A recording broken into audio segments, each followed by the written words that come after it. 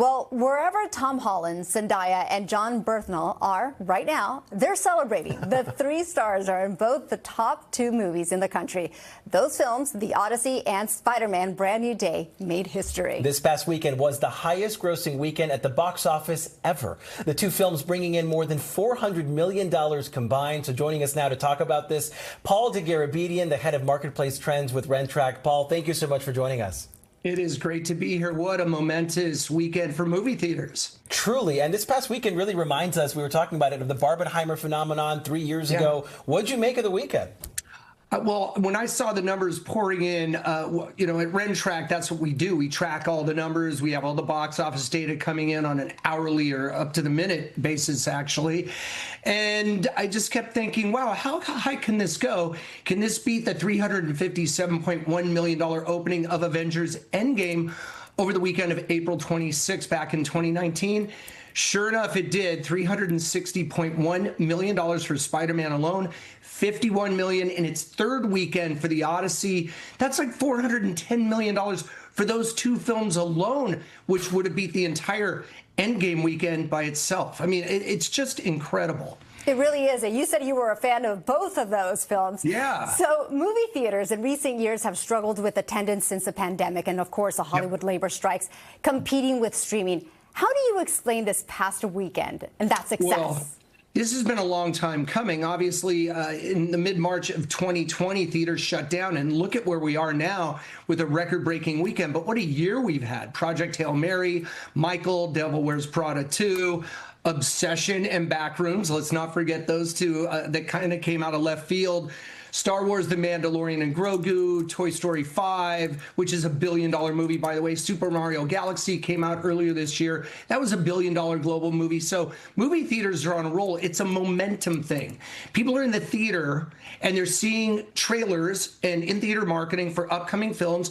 They're getting excited about going. And I think this sets up an Avengers Doomsday Dune Part 3 double feature December 18 of this year, which could eclipse this weekend. What if we were to get two record-breaking all-time domestic weekends in 1 year? That would be something. And Hollywood really needs this more than ever. We know both films not only had the hype, but great reviews too. And in this streaming era where just everything is so saturated with films, is this proof that quality still matters at the box office? Quality does matter. Experience matters. The communal and immersive experience of a movie theater matters.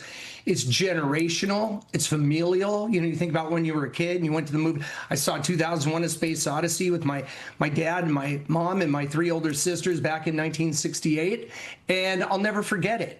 I just think you create these touchstone moments, and people are saving their ticket stubs.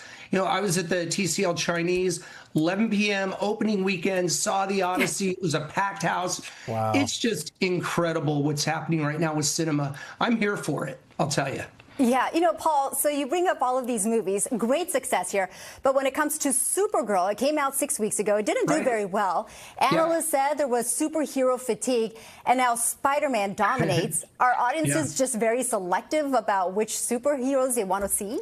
They are, Annabelle, and I think it's not superhero fatigue at all. You could say if a couple horror movies didn't do well, oh, it's horror movie fatigue. No, it's movies that weren't well marketed, or just people didn't enjoy them, or they didn't get good reviews. I think it's really, it's not any one thing. It's the collective experience about going to the movie theater.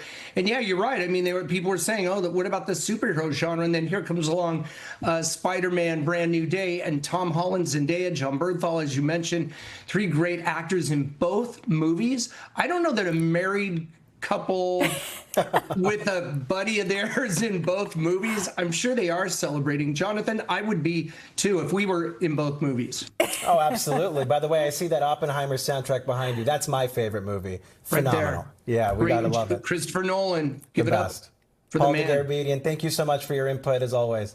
Thank you. All right, take care. Another interesting tidbit about this weekend at the box office. Universal became the first studio this year to cross the $4 billion mark from the momentum of films like Michael, Obsession, yes, the Super Mario Galaxy movie, and The Odyssey. Universal Studios is owned by Comcast, the parent company of NBC4.